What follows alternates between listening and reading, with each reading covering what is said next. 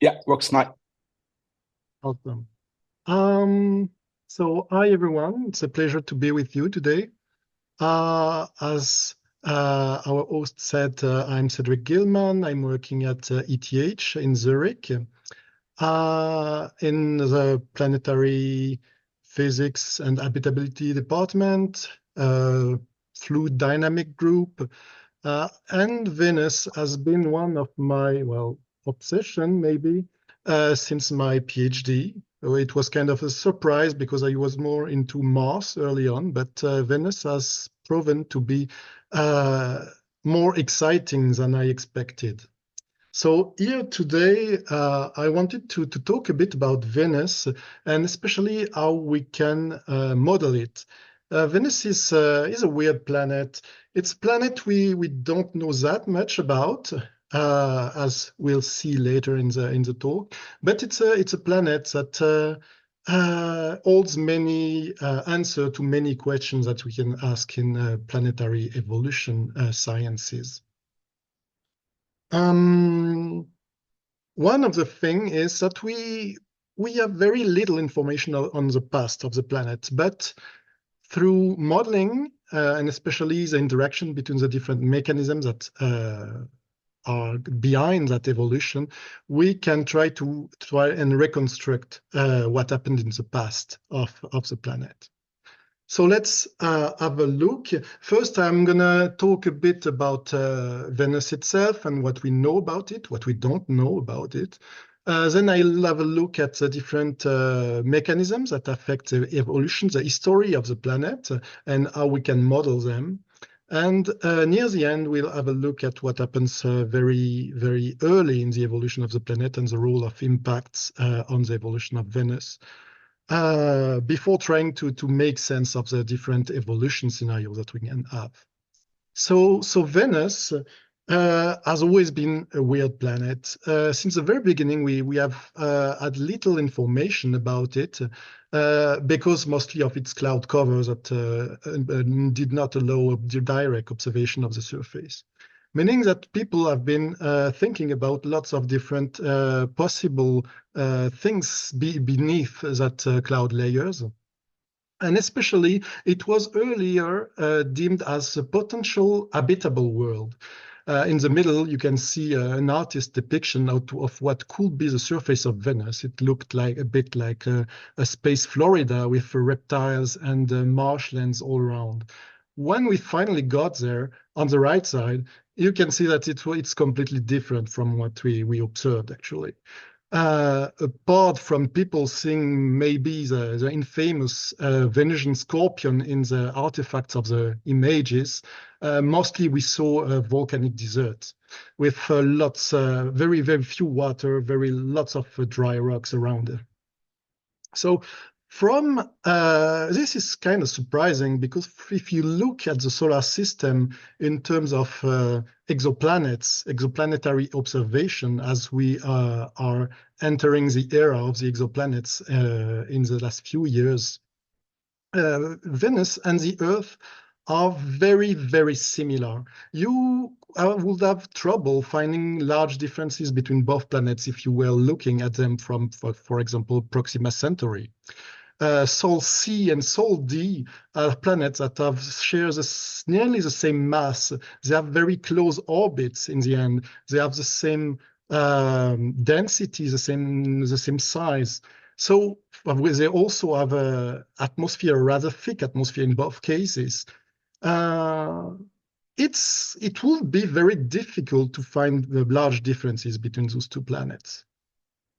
But in fact, looking at Venus is also an important source of data on the future evolution, future observation of exoplanets, because most of the exoplanets that we will look at in the future, that we will be able to characterize, will be actually closer to the case of Venus than they will be to Earth. On this diagram, you can see the known exoplanets and candidate for exoplanets status in the different for different stars in different orbits around their stars, and most of them are in the Venus zone. closer to what we would expect Venus to be than what we can see the Earth. That's mostly because it's easier to observe those planets. So let's go back to the differences and similarities between the two planets. So beyond the basics, building block statistics and basic criteria for the planets, we see that both Venus and the Earth share also some deeper characteristics. From the observation of the surface of the planet, we can see that both planets' surface can share the same type of rocks. A large part of the surface of Venus is covered by basalt from volcanism that is very similar to what we observe on the Earth. Indeed, Venus is also a geologically active planet. We suspect that actually we have not seen the smoking gun, but we have gathered enough clues to point in that direction. We have seen thermal anomalies at the surface on the right side picture that corresponds to what you'd expect from lava flows. We have seen variation in the surface landforms that would be indicative of calderas. We have also tracked a variation in the SO2 content of the atmosphere that would be related to volcanic outgassing. So there are lots of different points of evidence that indicate that Venus should be geologically active. There are also some suspicions that the composition of Venus and the Earth is not too different from the basic properties like the density, but also it has been suggested that the potassium to uranium ratio on Venus and on the Earth, on this diagram on the left side, should be relatively similar, meaning that we would have similar amounts of volatiles on the Earth and on Venus.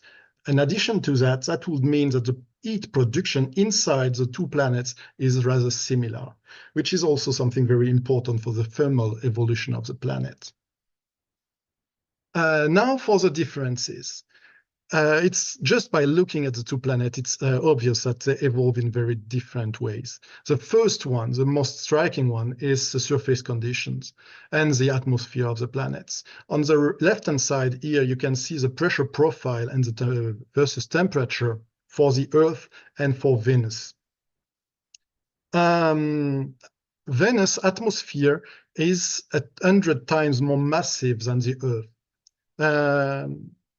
You can see here that up to about 50 kilometers or so, the profiles are not too different, but most of the mass of Venus' atmosphere is below that level.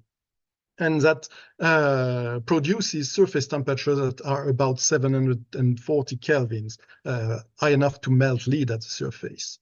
So the surface conditions in the two planets are very, very different. We also have observation that Venus has no magnetic field, which came as a surprise since it is often assumed that both planets share the same type of structure. Finally, despite Venus being active, geologically speaking, it's very different from the Earth. Venus has no plate tectonics regime like on the Earth. It has no clear distinction between continents and oceanic crust like we see on the Earth. We also can assume from the crater distribution, as on the figure on the right side, the little round things here, that most of the surface of Venus will share pretty similar ages, and it's quite homogeneous and will be pretty low. Actually, most of the surface of Venus is assumed to be between 300 million years old to 1 billion year old, meaning that we have an active planet, but that behaves very differently from the Earth. So on the bright side, it looks like Venus is a little bit less complicated than the Earth. When we look at the volatile cycle on the Earth, we have things that are very complicated, like, for example, the carbon cycle on the Earth and the water cycle too. which involve many different steps and can complicate a lot of things when you are trying to model the volatile exchanges. On Venus, on the other side, we have probably no plate tectonics. We have no carbon cycle that we can see. We have Venus is mostly dry at the surface. It has no ocean. More importantly, it has no life. And the temperature also varies only with topography at the surface, meaning that it's a lot easier to model in terms of volatile exchanges and conditions at the surface. However, we have still some problems with Venus. The first one is getting data about the past of the planet. Here you can see the history of the different planets separated in two different eras that we could obtain from looking at the data on the planet. On Earth, we have a planet that is active, that hides its past, but we have been there for a long time, gathering a lot of data. So in the end, we have lots of evidence that we can use for the past of the planet. Mars is different. Its history is on its surface, plain to see if we can look and gather the data. The difference is that it is difficult to get there and to gather the data. Venus combines the difficulties of both planets. It's difficult to get there, and it is active enough to hide its past. So most of the information we have on the planet deals with the last billion of years, with a little bit of information from isotopes and so on from the very early evolution of the planet. But it's not much to reconstruct a whole history for the planet. In the end, Venus still is complicated given what we can observe from the atmosphere and from the surface of the planet. We have some interesting pieces of evidence when we compare the content of the atmosphere of Earth to the content of the atmosphere of Venus. On Earth, we have mostly nitrogen, some oxygen, and traces of other gases. On Venus, we have mostly CO2, 96%, with some nitrogen and traces of oxygen and argon and other gases.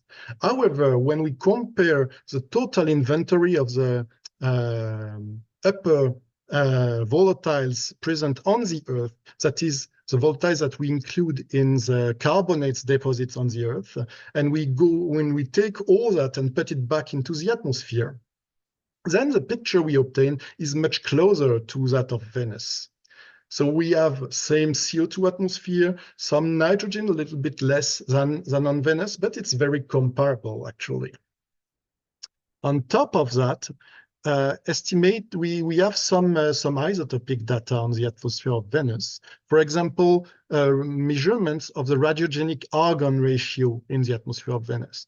It's this radiogenic argon comes from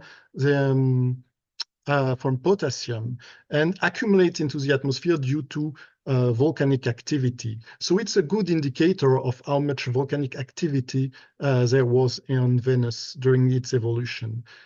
The ratio is quite low on Venus, which implies that actually Venus should have outgassed much less gases than the Earth did.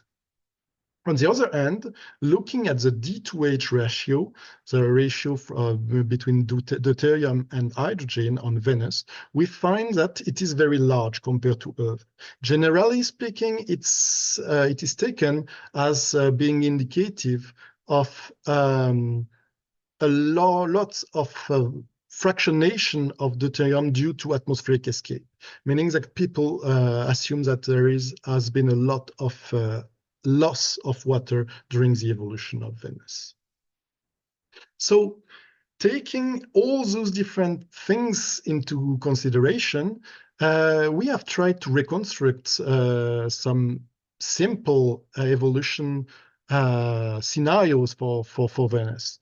Problem is we end up with two end members that are very far aside from each other. In a first scenario, we start with a hot magma ocean planet. we lose a lot of water during that time. It is lost to space due to hydrodynamic escape and so on. So we end up with a dry, arid Venus. And then it already looks like what we see today with the CO2 atmosphere, but then it evolves in a straightforward way with a little bit of outgassing, a little bit of volatile escape to the present day situation. So we have something that looks like present day Venus for large parts of its evolution. On the other hand, another scenario, as Venus evolved in a much closer way to what we see on the Earth. Early on, the magma ocean freezes without removing much of the water. So we end up with a planet that has been able to trap its CO2 atmosphere in the subsurface, and we end up with a mild climate due to a small, thin nitrogen atmosphere with some water. At some point during its evolution, something occurs, probably something due to the interior evolution, maybe some large volcanic activity like large igneous provinces, and that destabilizes the climate of Venus. We end up in a runaway greenhouse state. We lose the water at some point during the evolution, and we switch from the Earth-like pathway back to the Venus-like pathway closer to present day. At present, we don't know exactly which one of those two or combination of those two scenarios could be the right one.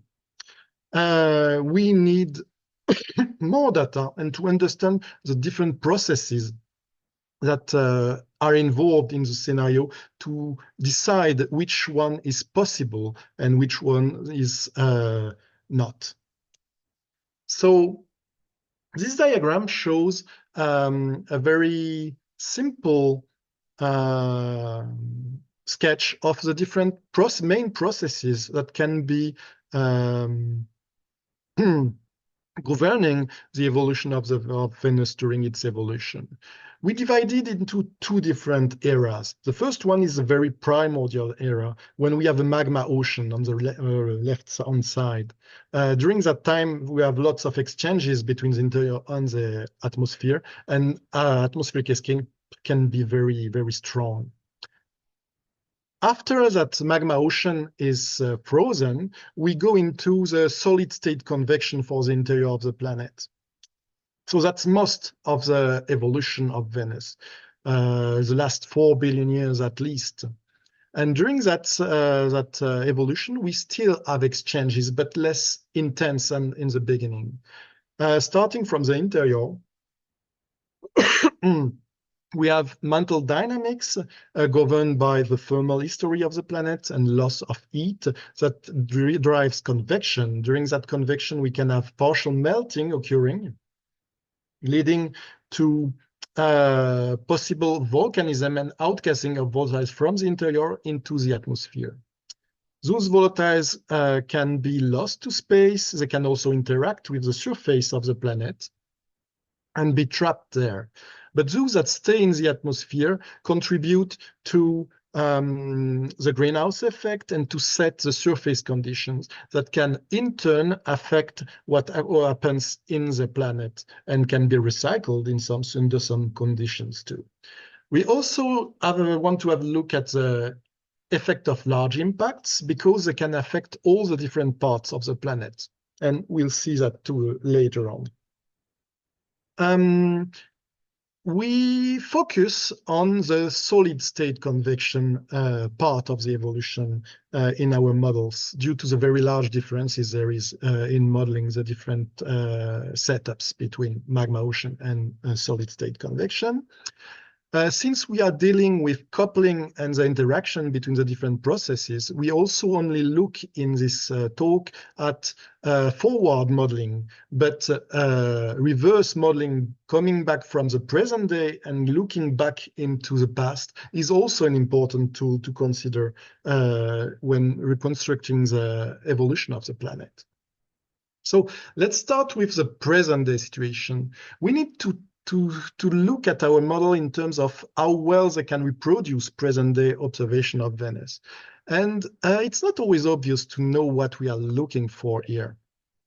An important part of the question is selecting which criteria we want to meet.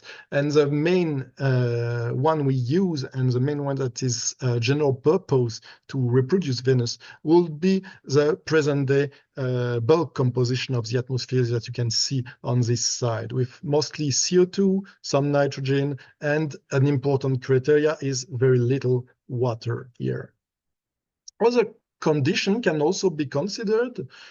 Sometimes it's more difficult to be sure that they are valid, because they can be ambiguous, not giving you a clear answer on whether or not you can reproduce that. They can also be dependent on parameters that we don't know much about, and sometimes it can target a specific mechanism rather than the evolution as a whole. So that give you information on only a small part of the puzzle.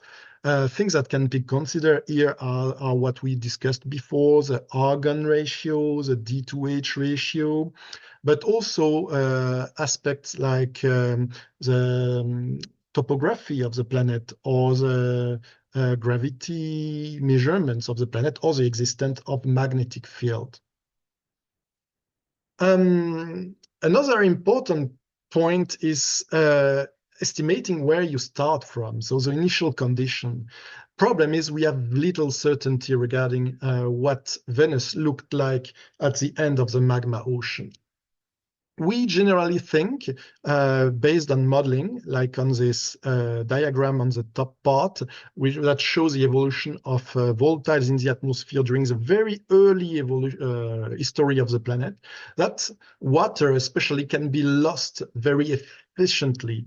So it is tempting to say that at least at the beginning of the solid state convection, you will start not far from a dry atmosphere. Problem is that this assumes a water vapor atmosphere. We don't know for certain what the atmosphere looked like in the past. On the right-hand side, on the bottom here, you can see a simulation of what the atmosphere of planets will look like from the freezing of the magma ocean. And it depends, especially in this case, on the redox state of the magma ocean. In some reduced cases, you can build an atmosphere that is mostly hydrogen and CO, while on a very oxidized planet, you will have mostly CO2 and SO2 in that case. So all those different compositions would have an effect on the structure of the atmosphere, the process in the atmosphere, and the surface conditions themselves.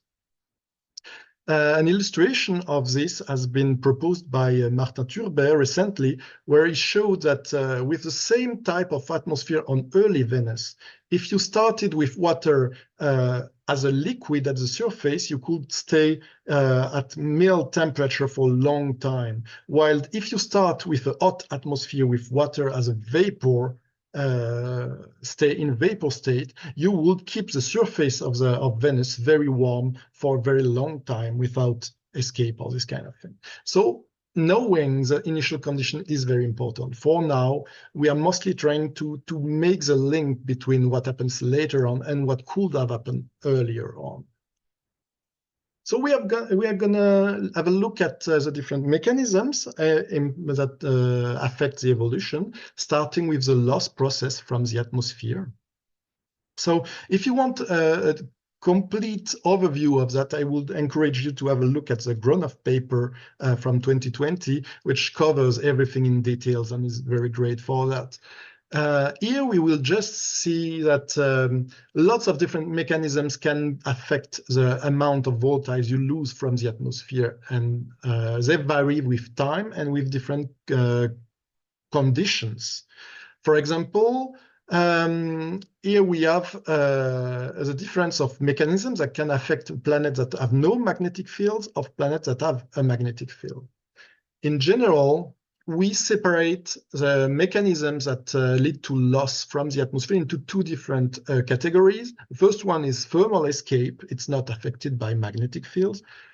The second one is non-thermal escapes. It's all the other processes, mostly interaction between the extreme UV flux from the sun, the solar input of energy, and the upper atmosphere of the planet. So these ones can be things like plasma that is trapped by the magnetic field and that can be released along the lines of magnetic field during a solar storm. But it can also be, on the other hand, single molecules that are impacted by high energy particles from the sun and this kind of thing, or solar wind dragging molecules from the atmosphere and so on. So those are directly affected by the energy input from the sun. So the solar forcing is important at all levels. The solar evolution is quite well known when it comes to the visible light. We know that the sun luminosity in visible light increases with time. It's what we call the faint Young-Sun paradox, as earlier luminosity of the sun would have led to a colder climate. But this is mostly for the surface temperature, for the surface condition. When we look at the loss, volatile loss from atmospheric escape, we need to look at the high energy flux from the sun, the extreme UV flux in particular. And this one is problematic in the case of the sun, because from what we observed in the universe, this depends on the rotation rate of the sun, the magnetic activity of the planet, and of the star. And from different stars tend to have different magnetic activity, different rotation rate. Some are fast rotators and have very high energy, extreme UV energy in output. Some are slow rotators, but all of them tend to slow down with time toward a single type of evolution, meaning that looking at the sun right now will not give us enough information to decide if back in the past it was a fast rotator or a slow rotator. And those two different energy input from the sun lead to very different atmospheric escape rates, which is a big problem to estimate how much is lost from the early atmosphere of planets. In any case, early on, with a strong input of energy from the sun, we can drive what we call thermal escape, hydrodynamic escape. In that condition, when we have the right atmosphere, that is an atmosphere that is rich in water vapor, the strong input of energy can allow the light species to just flow outwards into space. So the atmosphere basically bulks up, grows, and flows outwards. This can lead to a massive amount of loss of water, hydrogen directly, oxygen a little bit, but it can also drag along heavier species. On the right-hand side, you can see the evolution of the escape flux for hydrogen and for water. Water only escapes for the very early evolution. Afterwards, it's too heavy to escape.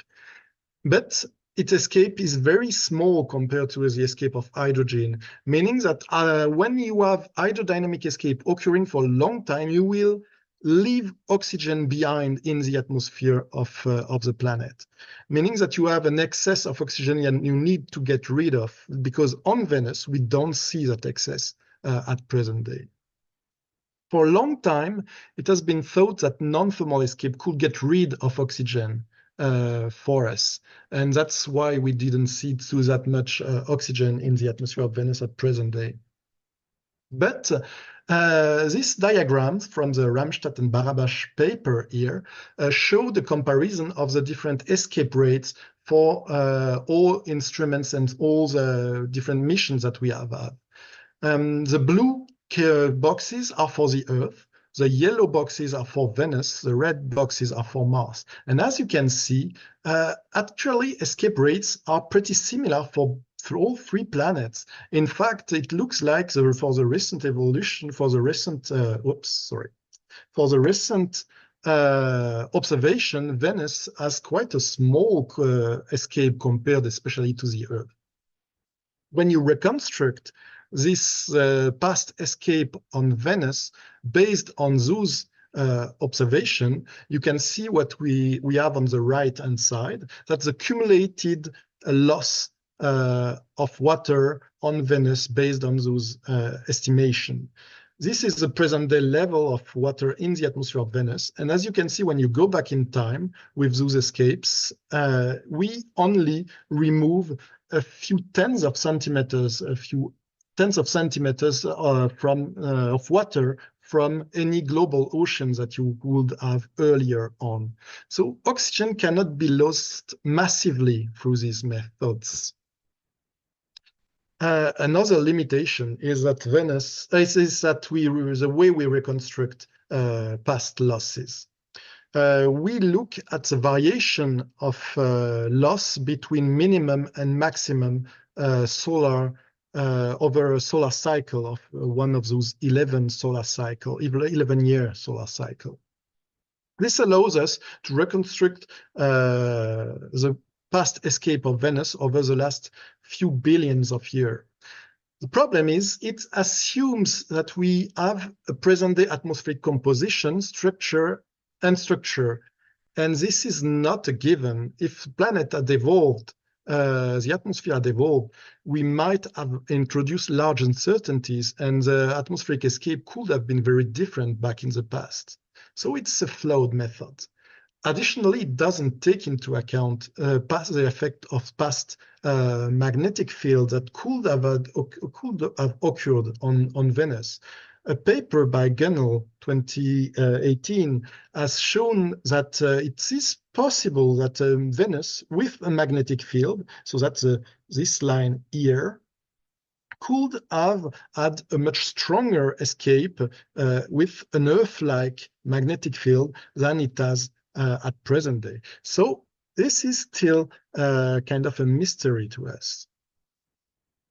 So based on the composition of the atmosphere, we can reconstruct the surface conditions. Here we are using a very simple 1D radiative convective model, meaning that we have an atmosphere that is separated into two different layers, one that is convected near the surface and one that radiates into space. So from there, based on the composition of the atmosphere, we can reconstruct surface conditions, surface temperature. Here, for example, with the present-day water content in the atmosphere, we can reproduce the 740 Kelvin surface temperature, but with a much higher water composition, we would have a temperature much closer than to 1,000 Kelvins. Problem with these simple models is that we lose a lot of information. We don't take into account the variation of the albedo, for example, all those kind of lateral variations. To do that, we would need a GCM, a general circulation model that take into account all the physics of the atmosphere. Problem for Venus is that the Venus conditions are not ideal for this. It's a hot atmosphere that introduces a lot of variability, and it's difficult to have GCMs producing interesting, physically consistent results for Venus. Second problem is that those GCMs take a very long time to run. For example, it will take, you will need to run them for 1,000 of simulated years to get to an equilibrium for the radiative balance. And this takes a couple of months. So we cannot directly couple those GCMs into internal models for the planet because it will demultiply how much computing time you will need for that. And it's still very unsatisfying to run in real time a model of a planet. So looking at the interior evolution of the planet, what we use in our case is the STAG-YY code developed by Paul Tackley at ETH Zurich. It's basically a way to take into account the heat transfer between the interior of the atmosphere and the surface. It calculates how and how fast you can get rid of the internal heat of the planet, and from there you have a thermal history.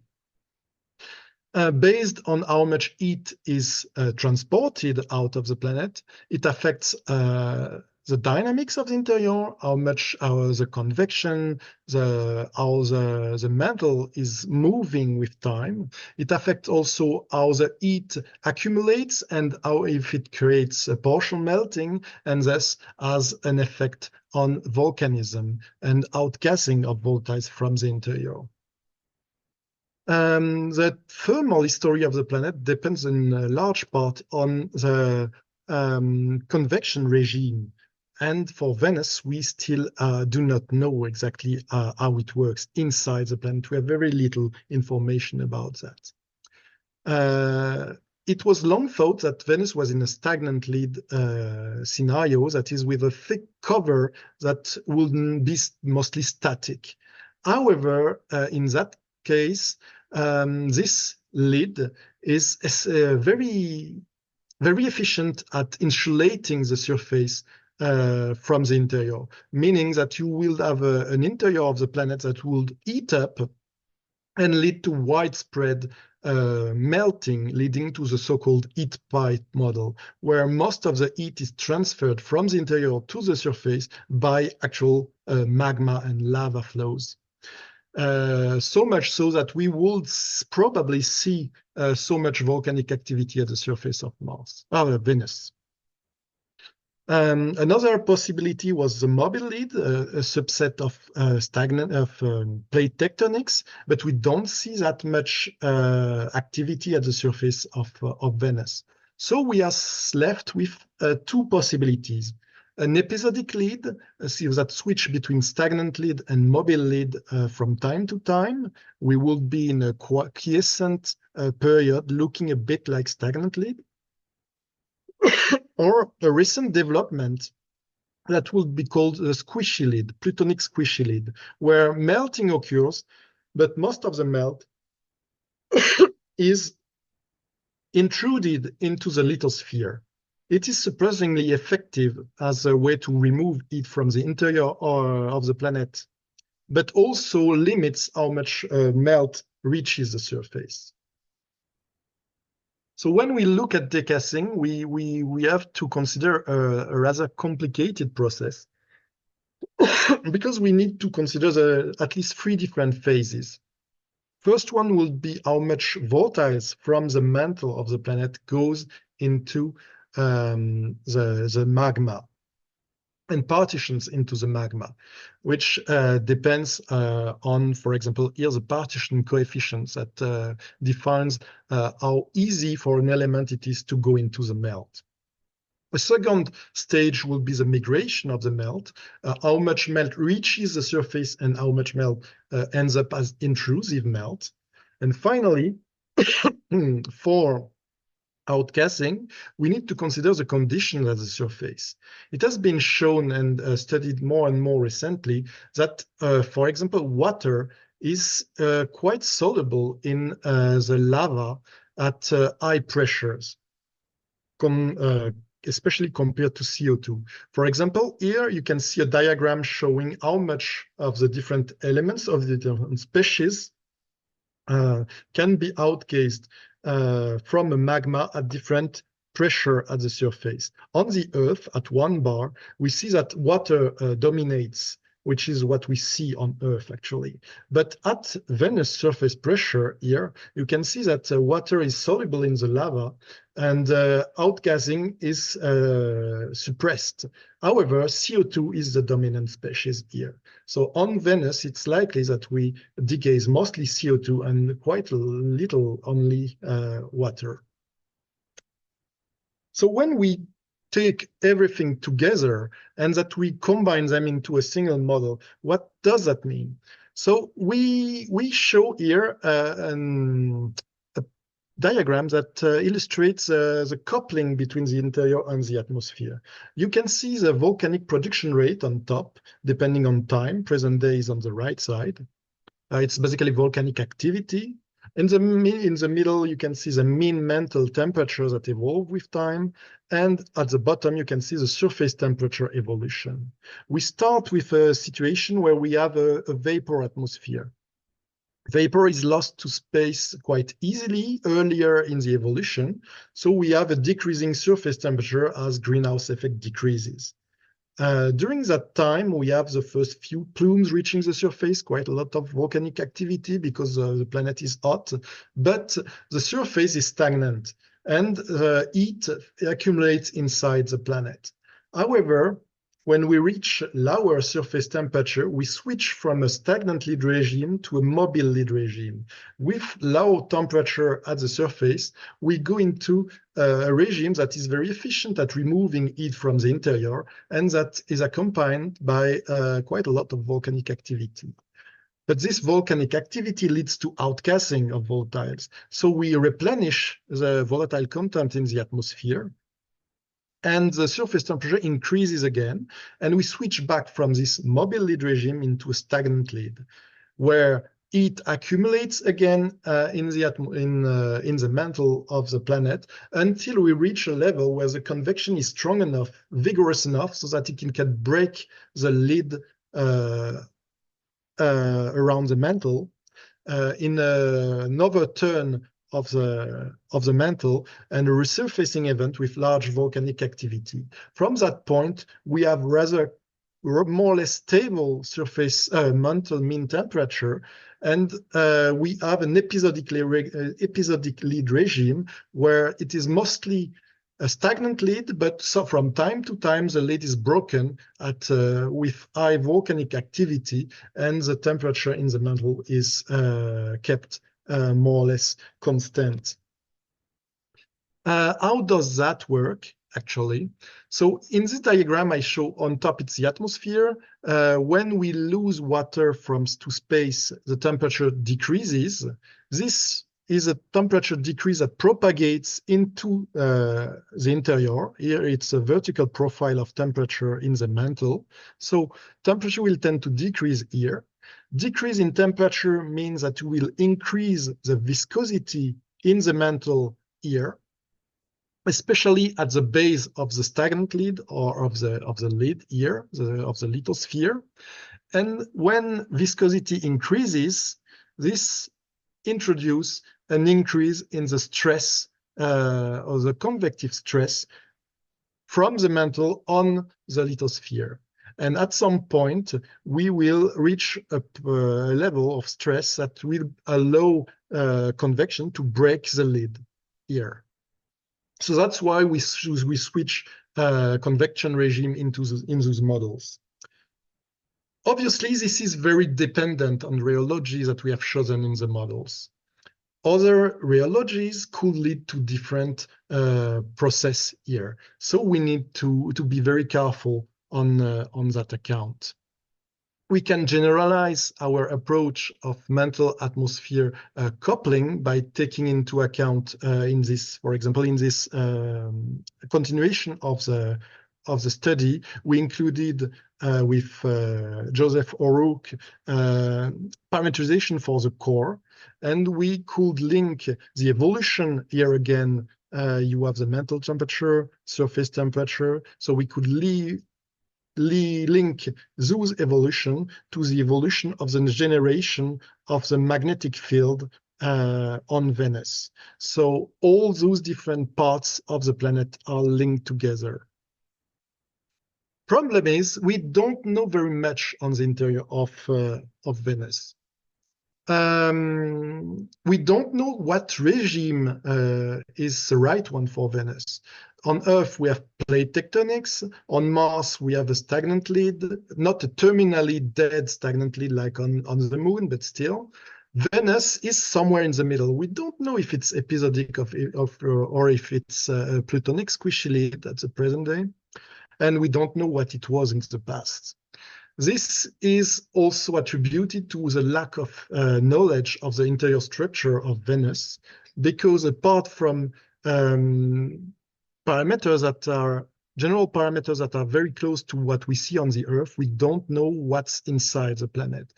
We can use the moment of inertia of Venus to have an approximation of what the size of the core will be, but it comes with very large uncertainties. So an Earth-like structure, more or less, seems to be about right, but we have no certainty about that. I will not go into too much detail because I was too slow for the earliest part. So I will not dwell into too much detail about the impacts on Venus, but we have looked at what happened for when you throw big rocks at the planet and how it affects both the interior of the planet, delivering energy and affecting the mantle convection, but also how it affects the atmosphere, because it can add volatiles to the atmosphere just by bringing more and being volatiles, being melted during the impact, releasing volatiles, but also it can erode the atmosphere, leading to loss of atmosphere. So we will switch directly to the end here to discuss the scenarios that we have looked at before. So can we choose between those scenarios? So the answer to that is, for now, probably not. It is easier to get Venus working in the first scenario, where everything is decided quite early on, when you lose water, when you have CO2 atmosphere very early on. Because either you have a dry Venus, completely dry Venus, you lost the water, which is easy earlier, or you have a Venus atmosphere that is thick enough to prevent outgassing of water from the interior. So you can have a wet interior that never outgasses water. In that case, it's pretty straightforward to get to present day. The problem is when you try to look at the other scenario, you need both to build up a CO2 atmosphere and to remove a lot of water. And from what we have seen, during the late evolution, it's very difficult to remove water from the atmosphere of Venus on one side. And on the other side, if you want to outgas a lot of CO2, you have to do it very early on, because you probably don't have volcanic activity late in the evolution due to the radiogenic argon ratio in the atmosphere of Venus.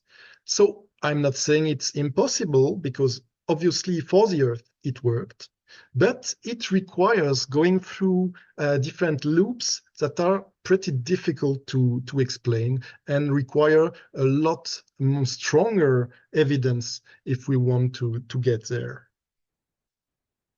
Finally, I wanted to say that volatile exchanges in terrestrial planets can be a very strong tool to assess the evolution of the planet, especially in the case of Venus, where we don't have much information on the past of the planet. However, we need to go through quantitative estimation, because just looking at the mechanism in isolation is probably not enough to know if one pathway for evolution is enough, or if it's not possible to do that. Problem is that many gray area remain. We have lots of things we don't know, and the limitation we have come from three different parts. The first one is the data from the missions. We have good data from great missions, very successful missions from the past, but they are still decades old and did not focus on the interior of the planet. It's a lot of data about the atmosphere, which is nice, but not enough. Obviously, we should get that sorted out in the next decades, which is nice, with a few missions going there. But that doesn't solve our other problems. The first one is manpower. We on Venus, in Venus Science, we are a small community, and as you have seen, there are lots of different areas to cover, lots of different area of expertise that you need to bring together to get new ideas and to test if that works. And finally, another limitation is computation power. Lots of the models that we use are very greedy. We need to run them for a very long time, and the more you couple those models, the longer it gets. Especially since for new developments that we have seen, we need 3D models. And we need high-resolution models to take into account local events, which make them very, very difficult to run consistently for a broad range of parameters. So thank you very much. I think I'm out of time now. So it has been a pleasure to talk with you. And if you have any questions, please let me know. It's Cedric. Well, that's great.